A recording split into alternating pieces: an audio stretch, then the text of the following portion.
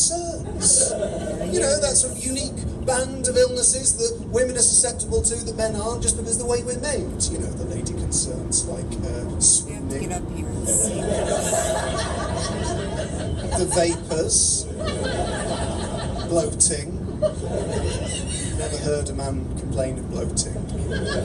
Never had a friend come into the room and go, "Oh man, I think we're bloated, John." No, what I have had is friends come into the room, fart and then laugh. Are you really?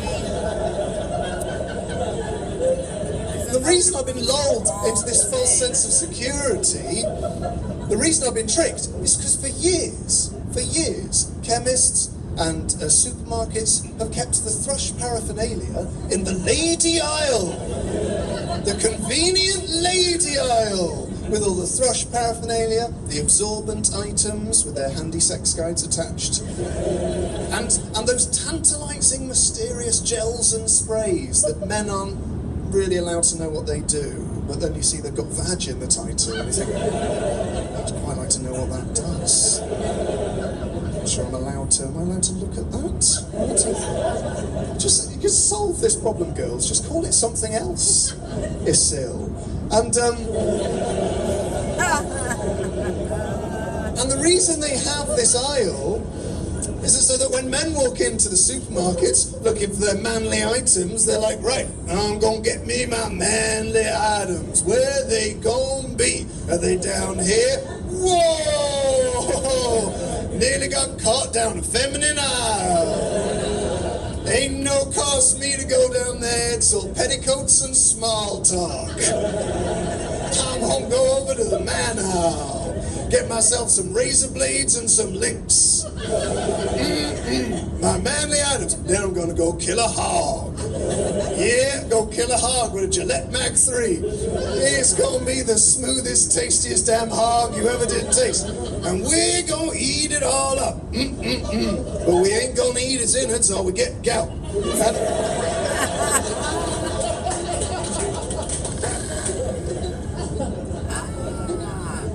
And the third thing that happened to my body I wasn't expecting. Now, ladies, earlier in the show, in character as Zach Dudington, I suggested you take your bras off.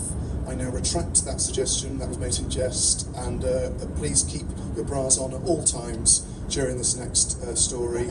If you do feel overwhelming temptation to take them off, don't. At any cost. If you have a spare set of bras, pop them on top, just for double protection. Because, ladies, I have a sacralized L5 vertebrae. Bras on! Bras on there! At the back, I can see you trying to take off your bras. Quick, smart.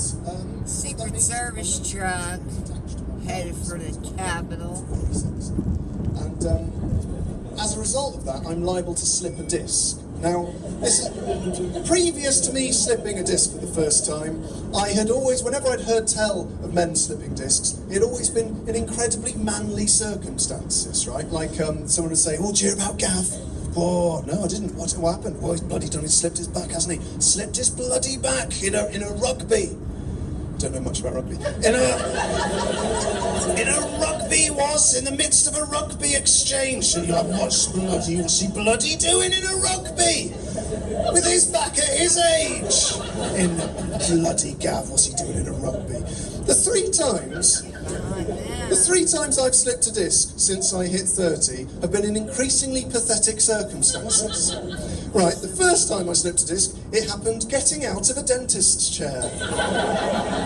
Hey, who's that sexy guy crying on the floor in reception? It's John Robbins, that. Who's John Robbins? He's your 230, free joke. The second time it happened opening my washing machine door.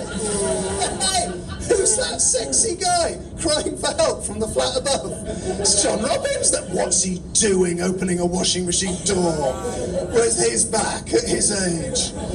The third time it happened putting on the handbrake in my Skoda Fabia. That was the worst time. I was with a girl I liked. It was our second date. and nothing had happened between us. We'd been out for a luncheon, Pizza Express, because I'm sexy 24/7, and I was driving her back to her house, and outside her house there was a very tight parking space, right? Now, if there's one thing you need to know about me, it's that I am fucking incredible at reverse parking. Seriously, guys, I've got a system. I'm not going to tell you because our public liability insurance here does not cover blown minds. I'm so good at reverse parking, sometimes I will reverse park, drive back out again, repeat the manoeuvre, just to prove to any onlookers that they weren't dreaming.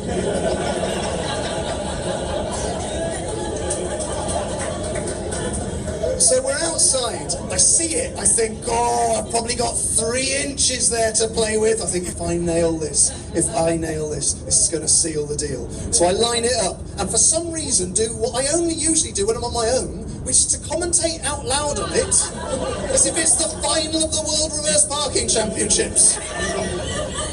So I set my angle and I go. Robbins has taken an excellent angle leading into this manoeuvre. He's neither too deep nor too shallow and should, nay, is able to straighten up with merely one of his trademark anti-clockwise turns. Surely a deserving 6th consecutive championship is in the bag. I then turn to her and say, that was a nifty bit of reverse. Now, bear in mind, she has no knowledge of my existing medical condition. All she has seen is a man start commentating out loud on his everyday actions and then have a total mental collapse. I'm holding on to the handbrake for dear life, just she is looking at me with abject horror on her face. So eyes out on stalks or backing up against the door, feeling for the handle, sweating. I have to open the glove box to cool her down.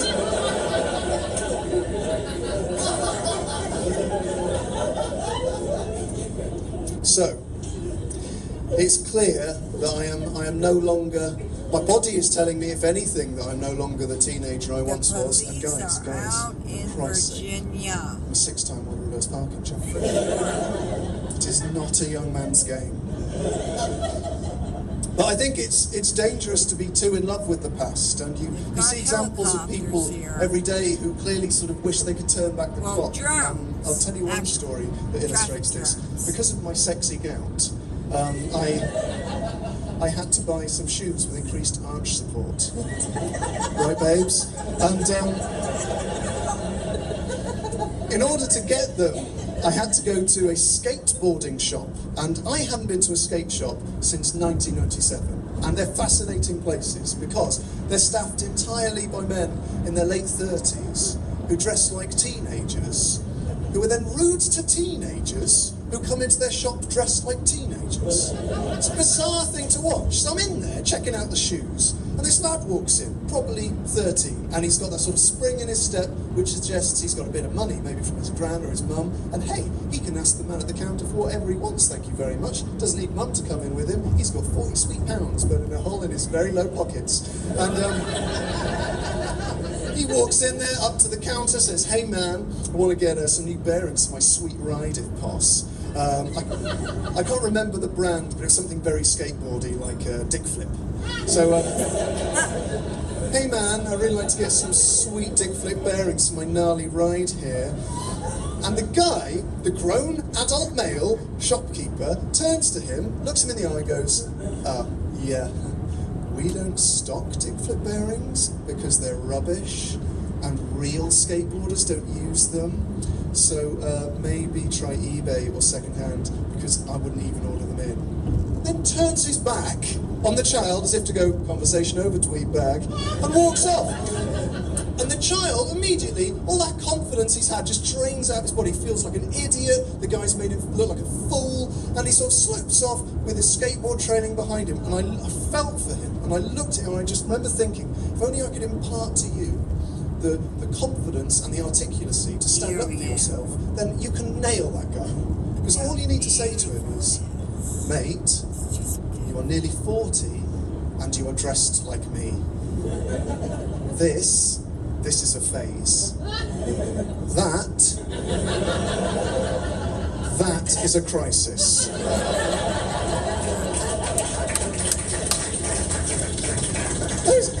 attitude to that kid is if I walked into, it's equivalent as if I walked into Mothercare wearing only a nappy, walking along going, Duplo, for facts, you want to get some stickle bricks, you benders, and then walked off again.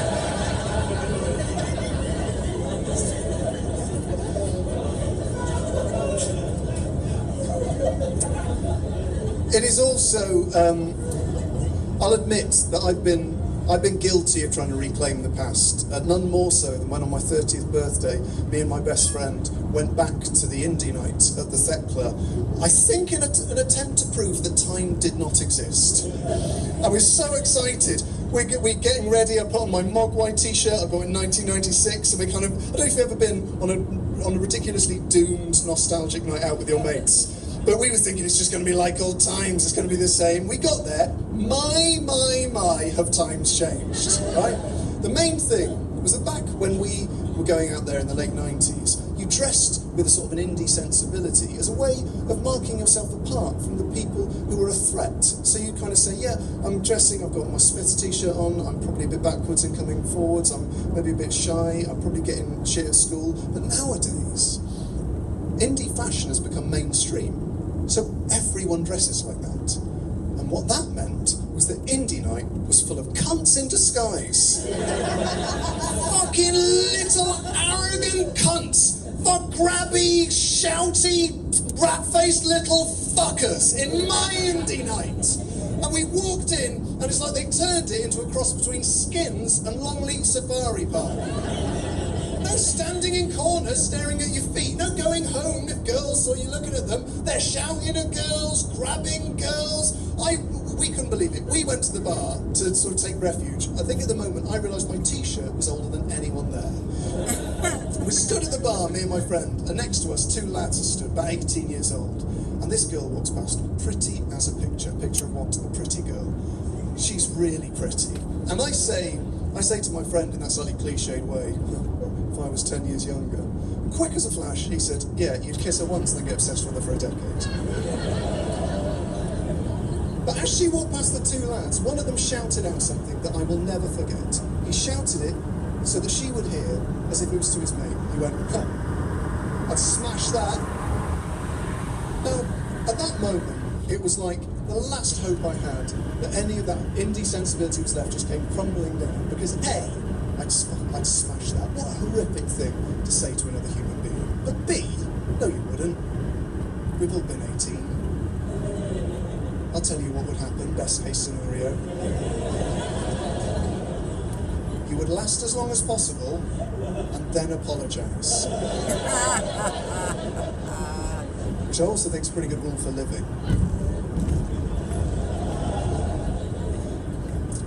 I think Facebook provides a beguiling temptation to turn what should be memory that your brain discards or holds according to its own whim. It takes those things and gives you a temptation that you can keep them as sort of like taggable objects that are filed away and never go. And because of that, a lot has changed. And one thing that's changed is the one that got away no longer can get away. I found the girl on Facebook. Now, when I say found, watch for falling that is a very broad use of the word. It took me an afternoon. It was the absolute Everest of Facebook stalking, right? Bear in mind, the only tools I had to find her were a Christian name and her location in 2001. She has quite a common name. A whole afternoon going through hundreds and hundreds of names, looking at every single one, hovering over the little profile picture so it gets 2% bigger as if that was any fucking use. A whole afternoon getting very angry at people who don't have their face as their profile photo. An whole afternoon of me shouting at my laptop, you are not a cat! You are not a cat, you are not the sunset, you are not a cocktail glass, right? Whole afternoon of me going, right, can we all just have our passport regulation photo? No sunglasses, no 6 of you, no kind of standing a bit too far away in front of a fountain in Prague. I'm going through all these names thinking, John, murderers do this. If she dies in suspicious circumstances tomorrow and your history gets checked, you are in trouble. Eventually, after hours, I get to someone I think is her, and I click on it, all this hope, and she set her profile to public. Get in! It's her!